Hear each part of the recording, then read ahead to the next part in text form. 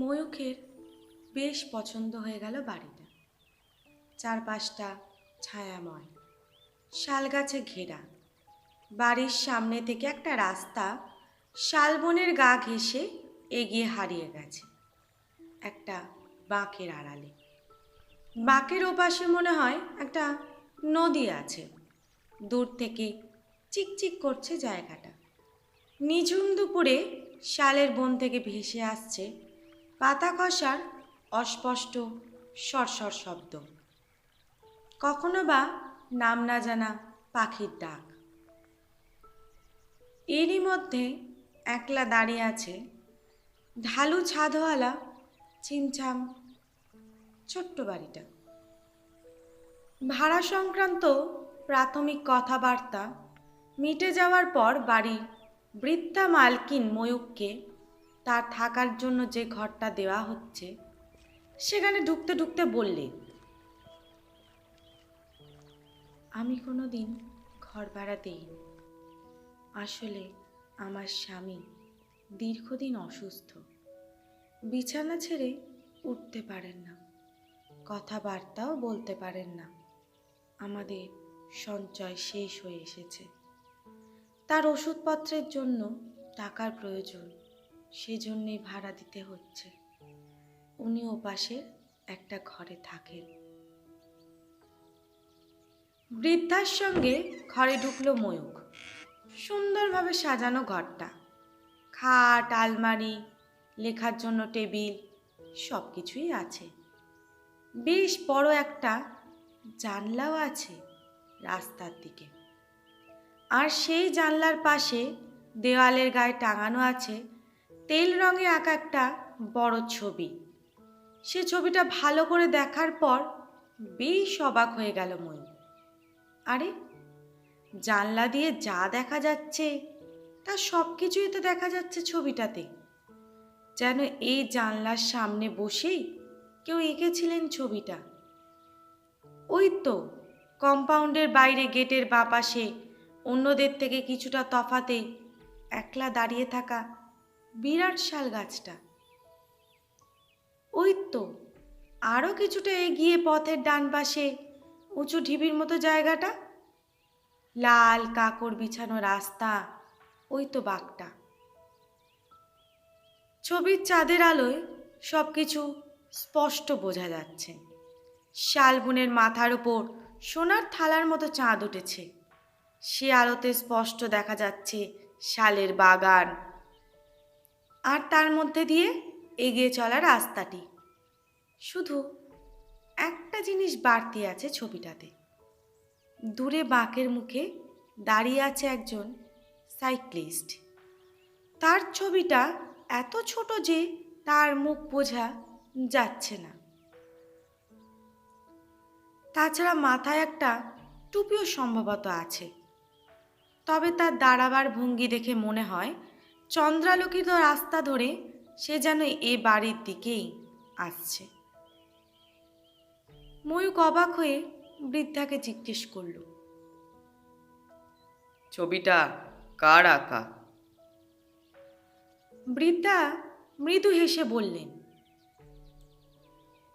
আমার স্বামীর। অনেক পুরনো ছবি। আসলে 50 বছর আগে উনি আর্ট কলেজের যখন ছাত্র ছিলেন, তখন উনি আর তার এক বন্ধু এখানে এসেছিলেন ছবি আঁকার জন্য। এ জায়গা দুজনেরই ভালো লেগে গেল। কাজ জুটিয়ে এখানেই থেকে গেলেন তারা। সাইকেল নিয়ে দুই বন্ধু মিলে ঘুরে বেড়াতেন এই রাস্তায়, শালের জঙ্গলে। এ কথা বলার পর ভদ্রমহিলা প্রসঙ্গ পাল্টে বললেন, আপনার ঘর পছন্দ হয়েছে তো? ময়ূকের ঘর পছন্দ না হওয়ার মতো ব্যাপার নেই। তাছাড়া সে তো মাত্র 3 দিন থাকবে। এখানে একটা সরকারি অফিসে অডিট অর্থাৎ হিসাব পরীক্ষার জন্য সে এসেছে। সারাদিন তার সেখানেই কাটবে। শুধু রাতটুকু শোবার জন্যেই এই ব্যবস্থা। রান্নারও কোনো পার্ট নেই তার। যেখানে সে কাজ করবে সেখানেই খাওয়ার ব্যবস্থা করা হবে। এই ঘরের লাগোয়া একটা বাথরুমও আছে। আর কি চাই? সে জবাব দিল, না, আমার কোনো অসুবিধা হবে না। বৃদ্ধা এরপর মামুলি কিছু কথাবার্তা বলে নিজের ঘর থেকে চলে গেলেন। অফিসের যে লোকটা তাকে এ বাড়িতে এনেছিল সে এতক্ষণ বাড়ির বাইরে দাঁড়িয়েছিল। সঙ্গে সামান্য কিছু জিনিসপত্র ঘরে রেখে কিছুক্ষণের মধ্যেই সেই লোকের সঙ্গে ময়ূক রওনা হয়ে গেল তার কাজের জায়গাতে। রাত 8টা নাগাদ বাড়িটাতে ফিরল ময়ূক। বাড়ির চারপাশে কাঠের তৈরি নিচু বেড়া দেওয়া আছে।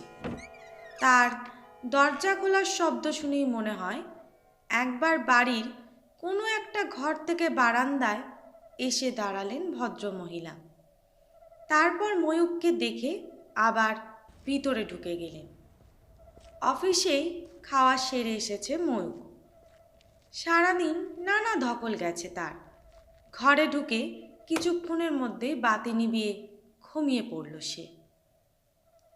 তাড়াতাড়ি শুয়ে পড়ার জন্যেই হয়তো মাঝরাতে হঠাৎ ঘুম ভেঙে গেল তার। সামনে খোলা জানলা দিয়ে বাইরে চাঁদের আলোতে শালবন, রাস্তা সব কিছু দেখা যাচ্ছে। ময়ূকের চোখ গেল ছবিটার ওপর। ময়ূকের খাটের মাথার ওপর জাফরিবিহীন বেশ বড় গোলাকার ঘুলঘুলিটা দিয়ে বাইরের চাঁদের আলো এসে পড়েছে ছবিটার ওপর। স্পষ্ট ফুটে উঠেছে ছবিটা। সেদিকে তাকিয়ে থাকতে থাকতে ময়ূকের একটা অদ্ভুত ব্যাপার হঠাৎ মনে হলো। ছবির সেই সাইক্লিস্টের চাকা দুটো যেন ধীর গতিতে ঘুরছে। তাছাড়া সে যেন তার আগের জায়গাতে নেই। সেই বাঁকের মুখ থেকে অনেকটা এগিয়ে সে এসে দাঁড়িয়েছে রাস্তার পাশে সেই ঢিবি মতো জায়গাটার কাছে।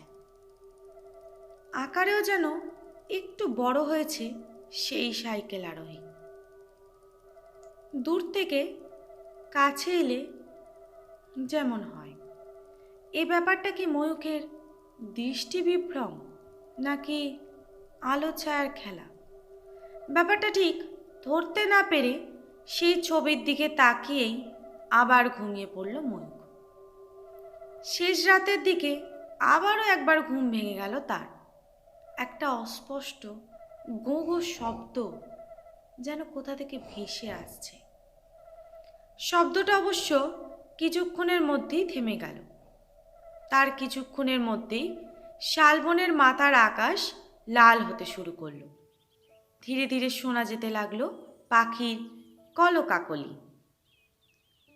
সকালবেলা ঘর ছেড়ে বাইরে বেরোবার আগে ছবিটার দিকে তাকিয়ে নিজের মনে হাসল ময়ূক। গত রাতের ব্যাপারটা মনে পড়ে গেল তার। না, ছবিতে তো কোনো পরিবর্তন হয়নি। সেই ছোট্ট সাইক্লিস্ট বাঁকের মুখে একই জায়গাতে আছে, আর তার চাকাও ঘুরছে না। ছবির সাইক্লিস্টের কি সাইকেল চালানো সম্ভব? দরজা খুলে বাইরে বেরোতেই ময়ূক দেখল বৃদ্ধা বাইরের বারান্দায় দাঁড়িয়ে আছেন। ময়ূকের সঙ্গে চোখাচোখি হতেই তিনি জানতে চাইলেন, কি ঘুম হলো রাতে? কোনো অসুবিধা হয়নি তো? ময়ূক হেসে বলল, অসুবিধা হয়নি, তবে ভোর রাতে কিরকম একটা শব্দ শুনলাম, মনে হলো মানুষের গলা। বৃদ্ধা একটু বিষণ্ণভাবে বললেন, ওটা ওর গলা। আসলে পূর্ণিমা অমাবস্যা এলে ওর অসুস্থতা একটু বাড়ে। উনি তো কথা বলতে পারেন না, পক্ষাঘাতগ্রস্ত, মুখ দিয়ে ওরকম শব্দ করেন। আগামীকাল পূর্ণিমা, ওর কষ্ট বাড়ছে। তার কথা শুনে ময়ূক সৌজন্যের খাতিরে বলল, ওকে একবার দেখা যাবে? ভদ্রমহিলা কয়েক মুহূর্ত চুপ করে থেকে যেন একটু ইতস্তত করেই বললেন, আসুন আমার সঙ্গে। ময়ূককে নিয়ে ভদ্রমহিলা একটা ঘরে ঢুকলেন প্রথমে, তারপর সে ঘর পেরিয়ে ঢুকলেন অন্য একটা ঘরে। একটা বাতি জ্বলছে ঘরে। ঘরটাতে কোনো জানলা নেই। ঘরের মাঝখানে একটা উঁচু সেকেলে পালঙ্কে শুয়ে আছেন একজন বৃদ্ধ। মাথায় সাদা সনের মতো চুল, চোখের পাতা বোঝা। সম্ভবত ঘুমোচ্ছেন তিনি। খাটের পাশে গিয়ে দাঁড়ালেন তারা দুজন।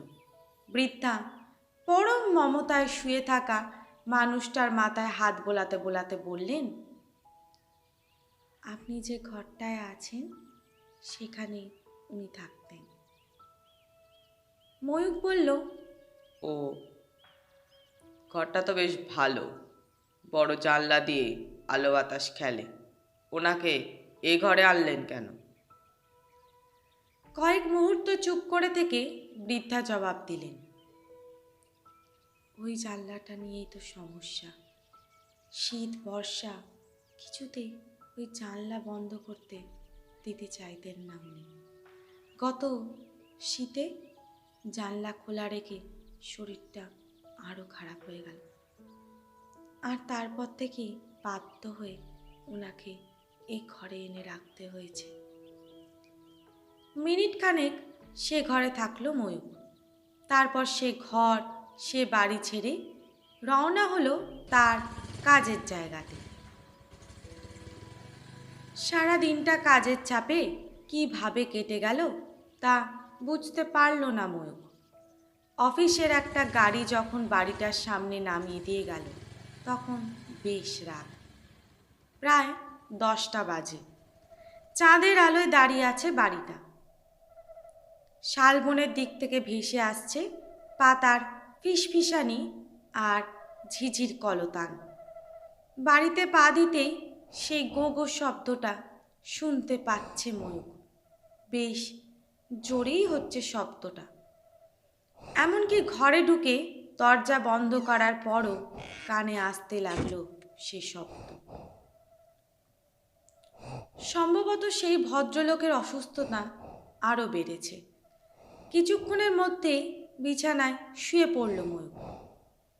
বৃদ্ধর আর্তনাদ থেমে গেল একসময়। ঘুম নেমে এলো তার চোখে। মাঝরাতে সম্ভবত আবারও কারো আর্তনাদে ঘুম ভেঙে গেল ময়ূকের। ঘুম ভাঙার পর অবশ্য আর কোনো শব্দ শুনতে পেল না সে। খাটের সামনে তার পায়ের দিকে খোলা জানলা। আগামীকাল পূর্ণিমা। আকাশে প্রায় পূর্ণ চাঁদ। সেই আলোতে আরও স্পষ্ট আজ বাইরেটা। শালের বন, তার মধ্যে দিয়ে এগিয়ে যাওয়া পথ।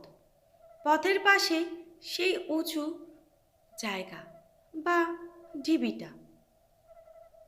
রাস্তার শেষে বাঁকটা, সব কিছুই আজ আরও স্পষ্ট। আর এরপরই আধো ঘুম চোখে তাকালো দেওয়ালের গায়ের ছবিটার দিকে। ছবিটাও যেন আরও বেশি স্পষ্ট। ছবির চাঁদের আলো যেন আজ ছড়িয়ে পড়েছে ফ্রেমের আনাচে কানাচে। আর সেই ছবির দিকে তাকিয়ে আজ আরও বেশি অবাক হয়ে গেল ময়ূক। সেই সাইকেল আরোহী তার নিজের জায়গাতে নেই। দূরের সেই বাঁক থেকে আরও অনেকটা এগিয়ে, এমনকি রাস্তার মাঝপথে সেই ঢিবিটাকেও পেছনে ফেলে অনেকটা পথ অতিক্রম করে এসে দাঁড়িয়েছে। তাকে কালকের থেকেও বড় দেখাচ্ছে। তার অবয়ব, সাইকেলের গঠন, সব কিছু আজ অনেক বেশি স্পষ্ট। লোকটার ছিপছিপে চেহারা, পরনে সম্ভবত একটা ব্রিচেস, পায়ে শু, মাথায় একটা টুপি। টুপির আড়ালে তার মুখ বোঝা না গেলেও সম্ভবত সে তাকিয়ে আছে বাড়িটার দিকেই। ময়ূকের আরও মনে হলো তার সাইকেলের চাকা দুটো যেন খুব ধীর গতিতে ঘুরছে। চাঁদের আলোতে কাকড় বিছানো রাস্তা ধরে খুব ধীর গতিতে এ বাড়ির দিকে এগোচ্ছে। ব্যাপারটা দেখতে পেয়ে বিস্ময়ে ঘুম ভাবটা কেটে গেল ময়ূকের। সে আর আগের দিনের মতো শুয়ে থাকতে পারল না। বেড সুইচ থেকে আলো জ্বালিয়ে খাট থেকে নেমে সে গিয়ে দাঁড়ালো ছবিটার একদম কাছে। কি আশ্চর্য, ছবির সব কিছু তো ঠিকই আছে। সেই সাইক্লিস্ট তো রাস্তার দূর প্রান্তে বাঁকের মুখেই দাঁড়িয়ে। সাইক্লিস্টের একটা ছোট্ট অস্পষ্ট অবয়ব। তাহলে এতক্ষণ কি দেখল ময়ূর? নিশ্চয়ই ব্যাপারটা আলো ছায়ার খেলা। নিজের মনে হাসল সে। তবুও ব্যাপারটা সম্বন্ধে নিঃসন্দেহ হবার জন্য বেশ কিছুক্ষণ ছবিটা খুঁটিয়ে খুঁটিয়ে দেখল সে। ছবিটা অনেক পুরনো, জায়গায় জায়গায় ক্যানভাসটা পোকায় কেটেছে। অনেকটা অংশ, বিশেষত রাস্তার শেষে যে জায়গাতে সাইক্লিস্ট দাঁড়িয়ে আছে, সে জায়গায় কাপড়টা বেশ ঝুরঝুরে হয়ে গেছে। আঙুল দিয়ে টোকা দিলেই হয়তো জায়গাটা খসে পড়বে। কিছুক্ষণ ছবিটা দেখার পর বাতি নিভিয়ে ময়ূক বিছানায় শুয়ে পড়ল। সকালবেলা সেই বৃদ্ধ ভদ্রলোকের গোঙানির শব্দে ময়ূকের ঘুম ভাঙল। বেশ জোরে জোরে আর্তনাদ করছেন ভদ্রলোক। ময়ূক ঘর থেকে বেরিয়ে দেখতে পেল বৃদ্ধা ভদ্রমহিলাকে। বারান্দায় দাঁড়িয়ে আছেন তিনি। তার চোখে মুখে স্পষ্ট ক্লান্তি আর বিষণ্ণতার ছাপ। ভোরের নতুন আলো ধুয়ে দিতে পারছে না তার ক্লান্তিকে। ময়ূক তার কাছে এগিয়ে গিয়ে বলল, ওনার অসুস্থতা কি আরো বেড়েছে? ভদ্রমহিলা জবাব দিলেন, হ্যাঁ, কাল থেকে আরো বেড়েছে। ডাক্তার ডেকেছিলেন? ডাক্তার ডেকে তেমন কোনো লাভ হবে না। তারা আগেই দেখে বলে গেছেন নতুন কোনো ওষুধ দেবার ব্যাপার নেই। আজ রাতটা যদি কোনোভাবে। কথা শেষ না করে তিনি মুখে আঁচল চাপা দিয়ে ঘরের ভিতর ঢুকে গেলেন। সকালবেলা ময়ূক যতক্ষণ বাড়িটাতে থাকলো ততক্ষণই তার কানে আসতে লাগলো সেই ভদ্রলোকের গোঙানির শব্দ। প্রচণ্ড কষ্ট পাচ্ছেন ভদ্রলোক। অফিসে গিয়ে শেষ দিনের যাবতীয় কাজ মিটিয়ে এদিন বাড়িটাতে পৌঁছতে রাত 9টা বাজলো ময়ূখে। আজ পূর্ণিমা। চাঁদের আলোয় উদ্ভাসিত বাড়ির পাশের শালের বন, তার মাঝখান দিয়ে এঁকে বেঁকে দূরে পাকের দিকে হারিয়ে যাওয়া রাস্তাটা। কিন্তু চাঁদের আলোতে দাঁড়িয়ে থাকা ঢালু ছাদ, বারান্দাওয়ালা বাড়িটা আজ কেমন যেন নিঝুম বলে মনে হচ্ছে ময়ূখে। কোথাও কোনো শব্দ নেই, সেই বৃদ্ধর আর্তনাদও আর শোনা যাচ্ছে না। ময়ূক একবার ভাবল ভদ্রমহিলার সঙ্গে দেখা করে বৃদ্ধ কেমন আছেন সে ব্যাপারে খোঁজ নেয়। কিন্তু পরক্ষণেই তার মনে হলো কাল রাত জাগার পর আজ হয়তো তারা ঘুমিয়ে পড়েছে। বৃদ্ধাকে এখন আর বিরক্ত করা ঠিক হবে না। কাল সকালে চলে যাবার সময় একবার তো তার সঙ্গে দেখা করতেই হবে, তখন কথা হবে। এই ভেবে সে নিজের ঘরে ঢুকল। পরদিন ভোরবেলা এ বাড়ি ছেড়ে কলকাতায় ফিরবে ময়ূর। একটা গাড়ির ব্যবস্থা হয়েছে। সকালে সে গাড়ি তাকে নিতে আসবে। সামান্য গোছগাছ সেরে নিয়ে জানলার সামনে এসে দাঁড়ালো ময়ূর। চন্দ্রালোকে উদ্ভাসিত বাইরের পৃথিবী। মুগ্ধভাবে ময়ূর কিছুক্ষণ চেয়ে রইল শালের বন, রাস্তার দিকে। তারপর বিছানায় যাবার আগে ইচ্ছে করেই আজ জানলার পাল্লা দুটো ভেজিয়ে দিল। ময়ূকের মনে হলো খোলা জানলা দিয়ে চাঁদের আলো তার মুখে এসে পড়ে বলেই তার ঘুম ভেঙে যায়। পাল্লা বন্ধ করে শুয়ে পড়ল সে।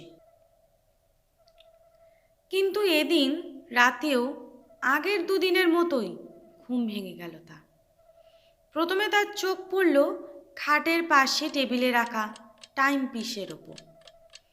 ঘড়িটার রেডিয়ামের কাঁটা জানান দিচ্ছে রাত প্রায় 3টে বাজে। সোজা হয়ে শুলো ময়ূর। আর এরপরই অন্য দিনের মতো চোখ গেল তার সামনাসামনি দেওয়ালের গায়ে ঝুলতে থাকা ছবিটার ওপর। ঘুলঘুলি দিয়ে আজও চাঁদের আলো এসে পড়েছে ছবিটার ওপর। তাছাড়া ছবির চাঁদটা যেন আজ উজ্জ্বল হয়ে আলো ছড়াচ্ছে ক্যানভাসে।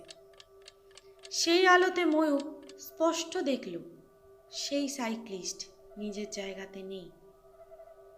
রাস্তার দূরবর্তী বাঁকে রাস্তার মাঝামাঝি দূরত্বে পথের পাশে সেই ঢিবি অতিক্রম করে সে বাড়িটার অনেক কাছে, গত রাতের চেয়েও অনেক কাছে চলে এসেছে।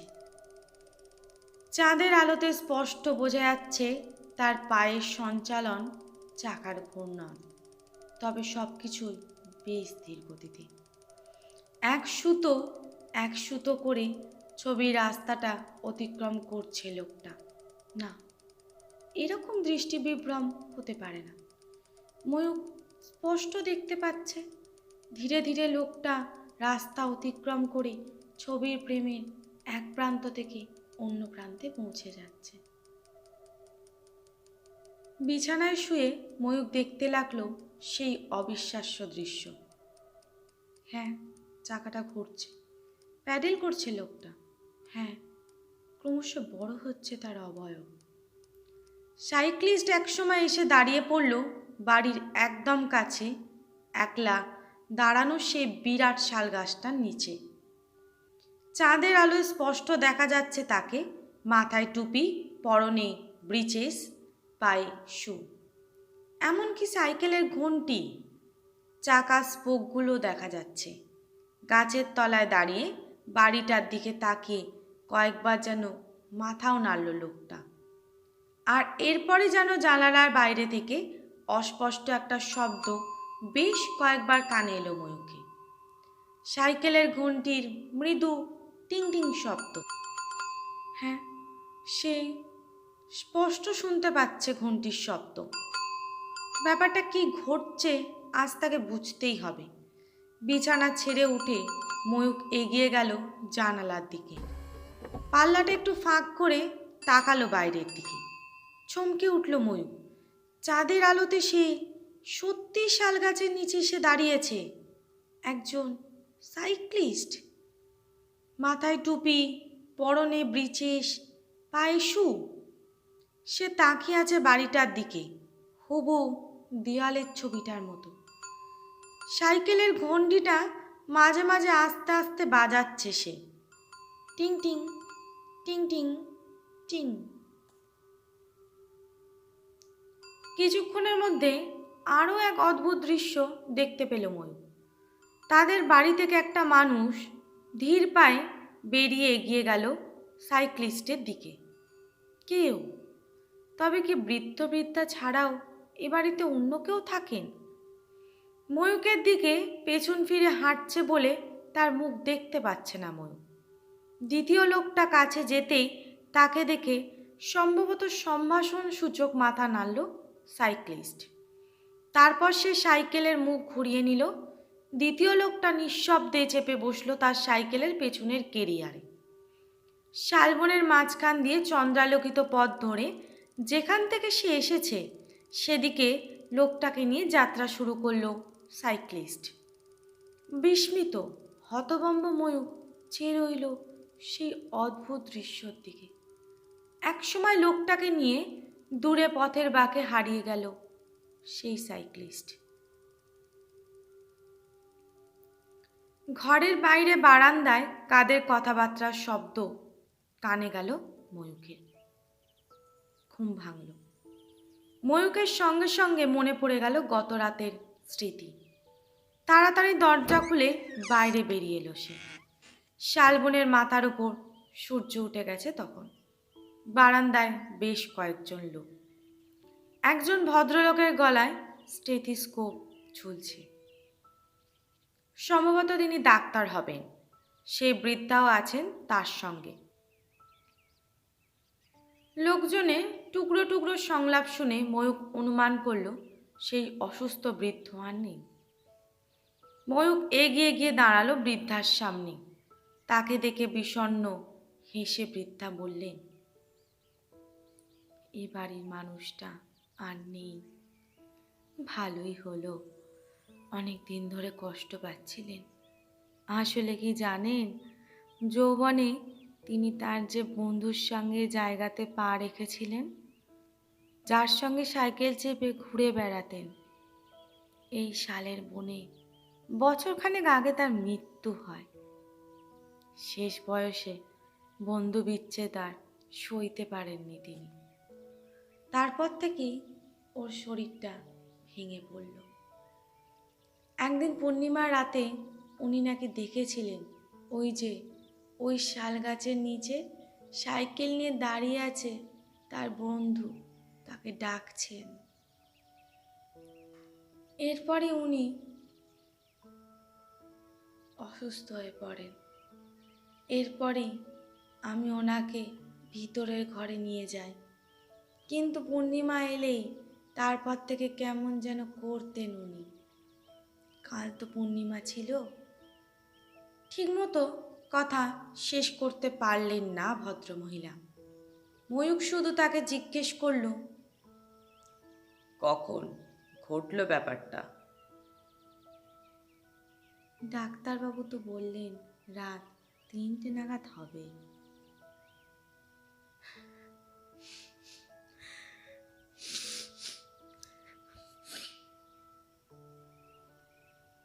কান্না ভেজা গলায় জবাব দিলেন বৃদ্ধা। ময়ূক ঘরে ফিরে এসে ছবিটার সামনে দাঁড়ালো। প্রায় সব কিছু ঠিকই আছে ছবিটাতে। চন্দ্রালোকিত শালের বন, সেই রাস্তার পাশে ঢিবি, পথের শেষের বাঁকটা। শুধু নেই সেই সাইক্লিস্ট। পোকায় কাটা ক্যানভাসের সেই ছোট্ট অংশটা কোথায় যেন খসে পড়েছে। চাঁদের আলোতে শালবনের মধ্যে দিয়ে সঙ্গীকে নিয়ে দূরে ওই পথের বাঁকে কোথায় যেন হারিয়ে গেছে সেই সাইক্লিস্ট। সমাপ্ত। আমাদের আজকের গল্পটির নাম সাইক্লিস্ট, হিমাদ্রি কিশোর দাশগুপ্তের লেখা। আশা করি তোমাদের গল্পটি ভালো লেগেছে। ভালো লাগলে লাইক, শেয়ার আর কমেন্ট করো। আজ চলি, টাটা।